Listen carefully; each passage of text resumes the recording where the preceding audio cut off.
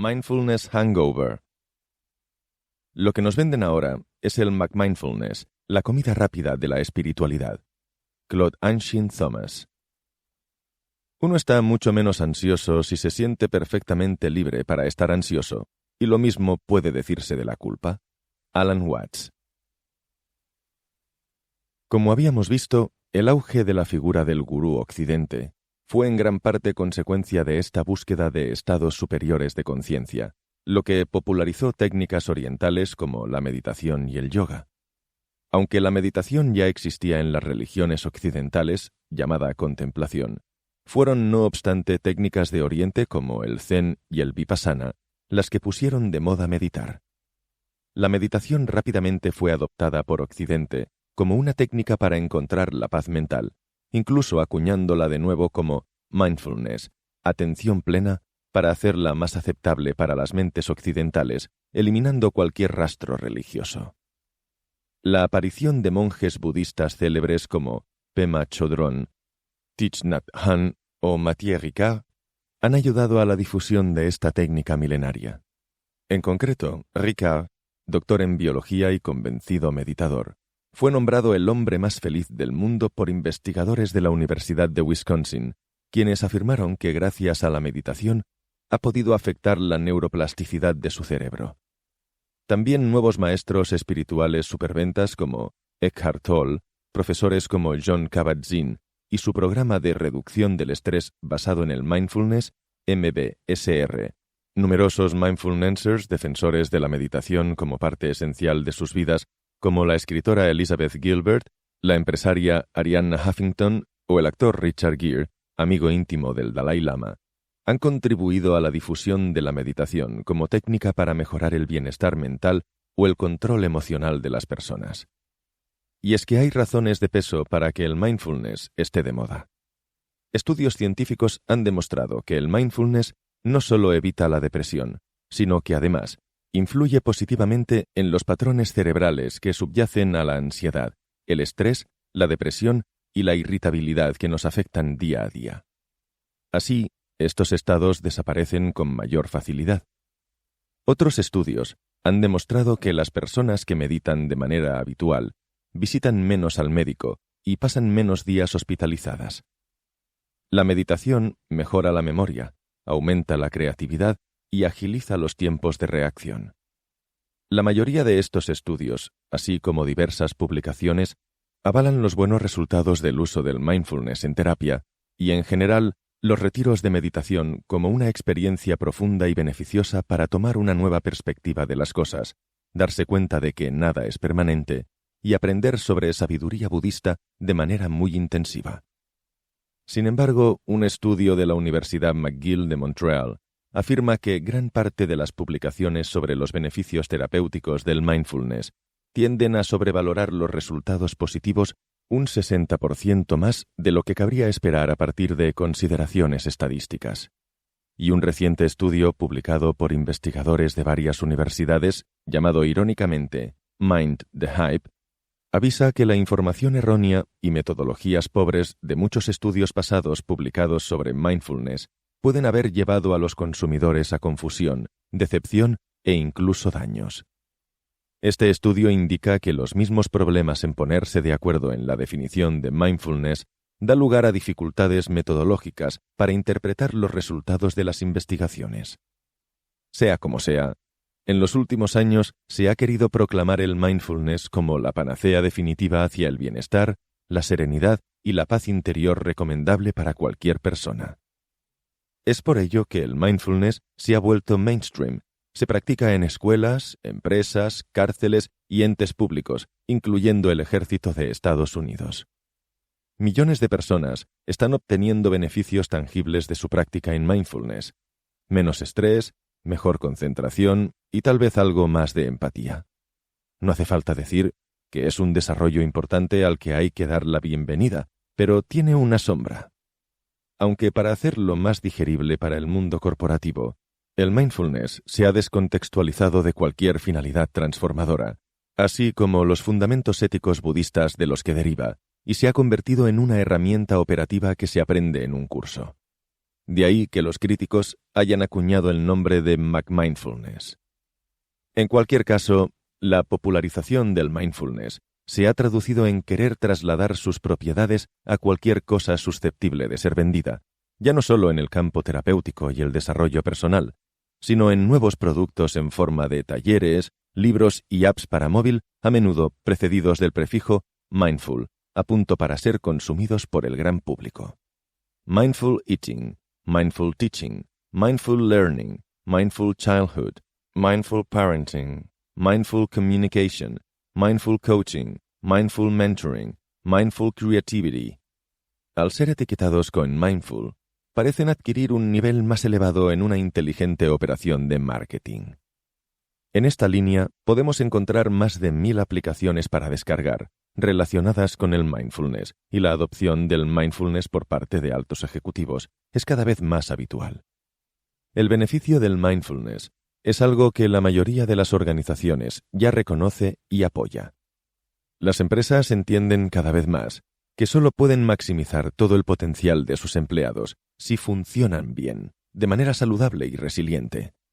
Las empresas han estado fomentando el ejercicio físico entre sus empleados durante un tiempo mediante abonos para centros deportivos.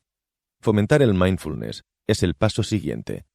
Tiene sentido desde una perspectiva empresarial, afirma una ejecutiva financiera de inversiones londinense. Muchos consultores en management promueven el aprendizaje del mindfulness en las empresas con la promesa de mejorar la eficiencia en el trabajo, reducir el absentismo laboral y mejorar las soft skills, es decir, aquel conjunto de habilidades que no provienen del aprendizaje académico o técnico, como por ejemplo la regulación emocional, el autoconocimiento, la autoconfianza, la gestión del estrés, la paciencia o la resiliencia, que suelen ser objeto del coaching ejecutivo.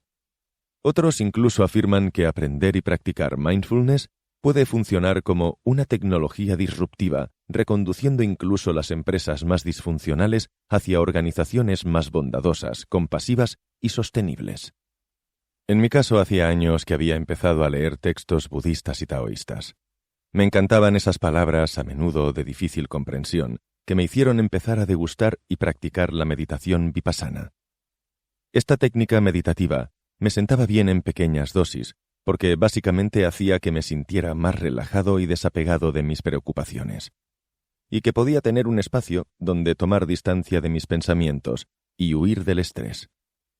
No obstante, me daba cuenta de que si realizaba algún retiro de varios días o si meditaba a diario durante periodos más largos, empezaba a sentir esos efectos secundarios negativos de los que había hablado con la meditación trascendental, como cierta sensación de separación de la realidad, algo como quedarme colgado, como yo lo llamaba, que derivaba en mayor ansiedad. Pero claro, ¿quién era yo para poner en duda la nueva panacea? Y aún menos dudar de las enseñanzas de Buda en el camino hacia la liberación.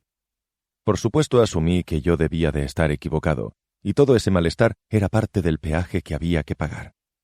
Por suerte no era el único practicante que empezaba a cuestionar los supuestos beneficios de esta moda, y varios especialistas en salud mental empezaron a constatar efectos secundarios problemáticos de técnicas como la meditación o el yoga. Los psicólogos Miguel Farías y Catherine Wickholm investigaron sobre el lado oscuro de este tipo de prácticas espirituales basándose en la disparidad de efectos en distintas personas. En algunos casos, en lugar de obtener paz interior y compasión, la meditación derivaba en depresiones nerviosas, desviaciones sexuales, imposibilidad de descansar o ataques psicóticos que terminaban en ingresos hospitalarios periódicos. Según Wickholm, la evidencia del mindfulness sobre otras técnicas es inconsistente y no concluyente. En estudios más rigurosos, aparece a menudo como una técnica no más efectiva que estrategias alternativas para gestionar el estrés, la ansiedad o los cambios de humor, como podrían ser hacer ejercicio o técnicas de relajación. Farías y Wickholm recogen en su publicación el artículo de David Shapiro, profesor de Psiquiatría y Conducta Humana en la Universidad de California, sobre los efectos de los retiros de meditación. Shapiro examinó a 27 personas con diferentes niveles de experiencia en meditación y encontró que el 63% de ellas tuvieron al menos un efecto negativo, y un 7% experimentaron profundos efectos adversos. Los efectos incluían ansiedad, pánico, depresión, negatividad, dolor, atontamiento, confusión y desorientación. Cuando Shapiro dividió el grupo entre los que tenían mayor experiencia y los que menos, no hubo diferencias. Todos los meditadores tuvieron las mismas experiencias adversas. Un estudio anterior había llegado a una conclusión similar, pero aún más sorprendente. No solo aquellos con mayor experiencia meditando se encontraron con síntomas negativos, particularmente ansiedad, confusión y agitación, sino que tuvieron considerablemente más efectos adversos que los novatos.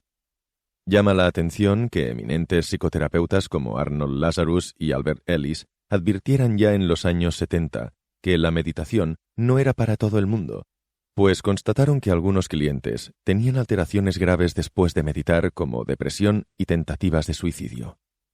En los ambientes espirituales, cuando se entra en estos sufrimientos, suele decirse que se está cruzando la noche oscura del alma, o en palabras del maestro de meditación budista Shinzen Yong, que se cae en el pozo del vacío. Este fenómeno conlleva una visión auténtica e irreversible de la vacuidad interna y el no ser. Lo que lo hace problemático es que la persona lo interpreta como un mal viaje. En lugar de ser empoderamiento y cumplimiento según la promesa de la literatura budista, se convierte en lo contrario. En cierto sentido, es el gemelo tenebroso de la iluminación. Es algo serio, pero aún manejable a través de una guía intensiva, tal vez diaria, bajo un maestro competente. Farias y Wickholm también recogieron varios testimonios de meditadores budistas que relatan haber pasado por periodos de depresión, angustia, miseria, náuseas, tristeza, ataques de pánico, dolor físico, desesperación, maltratos a amigos y familiares, pensamientos obsesivos, habitualmente sobre la muerte, y largos episodios de nostalgia y arrepentimiento, de los cuales no siempre pueden recuperarse. Todo ello encajaba con lo que experimenté durante las épocas en que medité a diario. Aumentaban mi fobia social y los pensamientos obsesivos, efectivamente relacionados con la muerte. En aquel momento lo que más me ayudó fue tomar una pequeña dosis de un fármaco ansiolítico por las mañanas para frenar los pensamientos en bucle. Por todo ello, empecé a preguntarme si la meditación era una vía adecuada para todo el mundo o si ese sufrimiento no constituía otro caso de masoquismo típico de los hiperterapiados. Quizá para hallar respuestas a todo este embrollo, tendríamos que remontarnos al origen y darnos cuenta de que la meditación no fue desarrollada para vivir unas vidas menos estresantes y mejorar nuestro bienestar. Su propósito primario era mucho más radical: romper con la idea de quién eres y hacer tambalear el núcleo de tu sensación del ser de manera que te des cuenta de que no hay nadie allí. Pero así no es como lo vemos en los cursos de mindfulness en Occidente. Aquí la meditación se ha asimilado a una pastilla natural que va a aquietar tu mente y hacerte más feliz. Es decir, se puede estar usando de manera generalizada una herramienta con un objetivo para el cual no fue diseñada. Por tanto, si uno se adentra en estos senderos, en los que vas a mirar de frente al propio espíritu, las consecuencias pueden ser perfectamente diferentes de las esperadas. En la misma línea, la neurocientífica Willoughby Britton, profesora de psiquiatría y conducta humana en la Brown University Medical School y practicante de mindfulness, empezó a detallar lo que llamó The Dark Night Project, en referencia a la noche oscura del alma, como aquella fase del camino espiritual marcada por la desolación y la soledad. Su interés por las experiencias difíciles surgió a raíz de presenciar un ataque de pánico y la hospitalización de 2 compañeros después de una práctica meditativa intensa en un retiro. Ahí se percató de la desinformación generalizada sobre la moda de los retiros de meditación. Como la mayoría de los que nos iniciamos en estas técnicas, Britton cuenta que el sufrimiento la llevó a la meditación.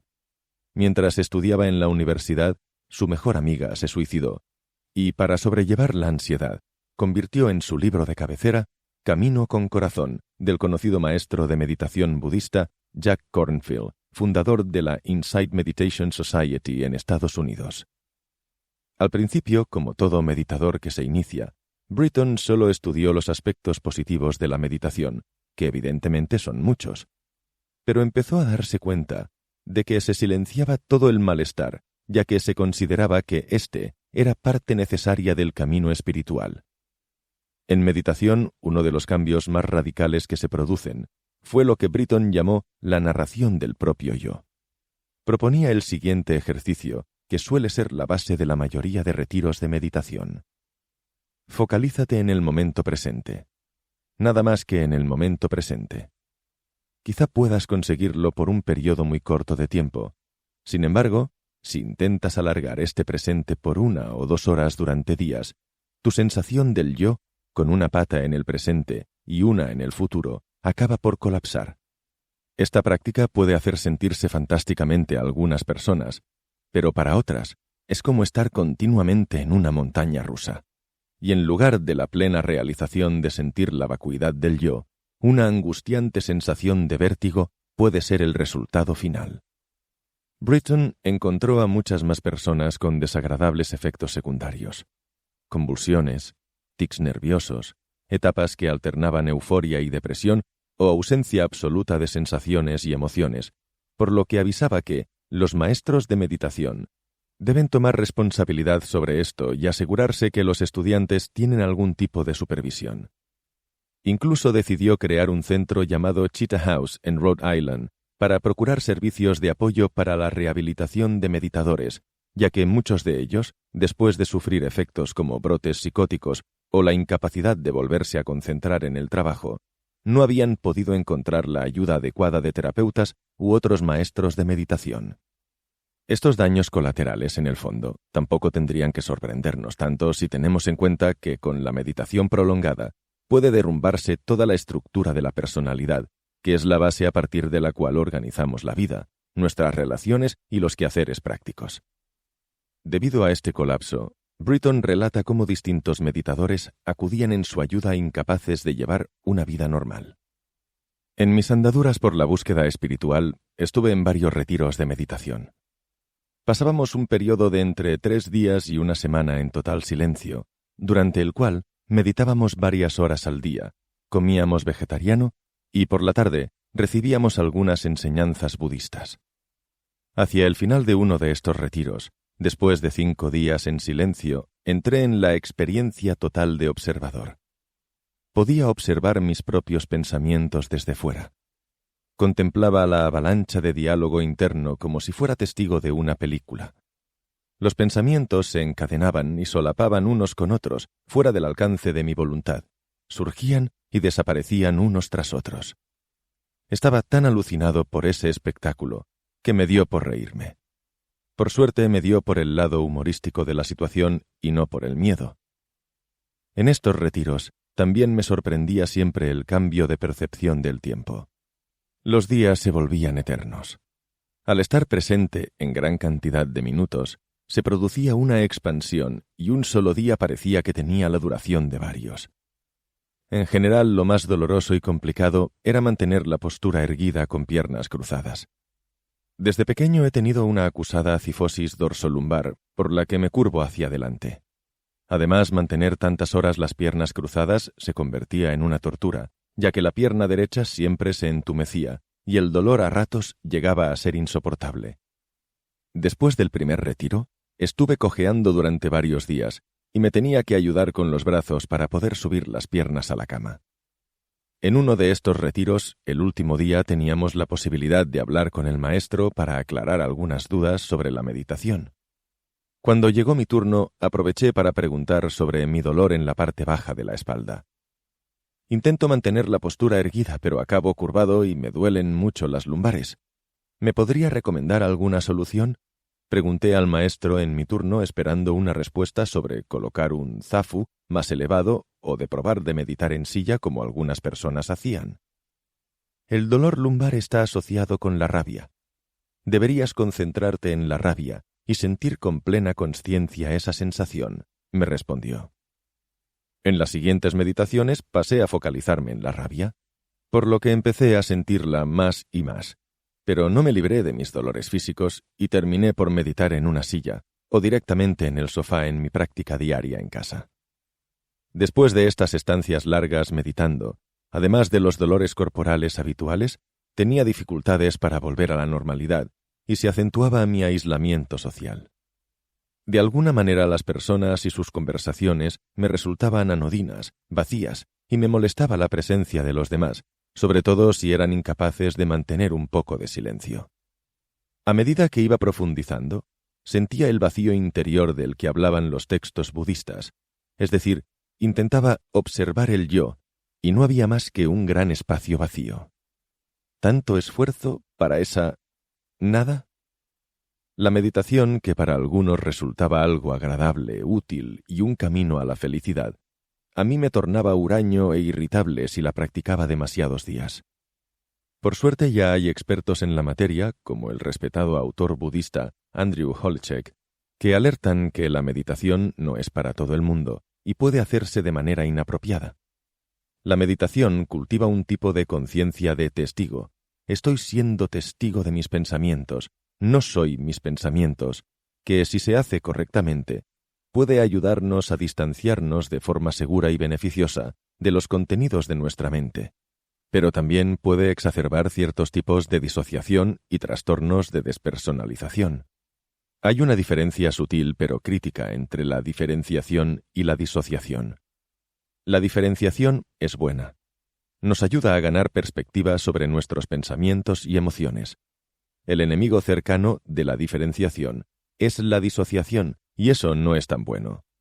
Toda nobleza tiene un lado de sombra innoble, un enemigo cercano. El enemigo cercano de la compasión es la piedad, el de la confianza es la arrogancia. La disociación es una forma de distanciamiento patológico, incluso de rechazo, de nuestros pensamientos y emociones. Las personas que son propensas a trastornos disociativos y de despersonalización deben consultar con un psicólogo o psiquiatra familiarizado con la meditación, que valore si la meditación es adecuada para ellos. No obstante, al igual que ocurre con otros procesos de crecimiento personal y terapéutico con estatus de incuestionables, aún parece que sea un sacrilegio debatir o poner en duda estos métodos, a pesar de que, como vemos, la problemática abunda.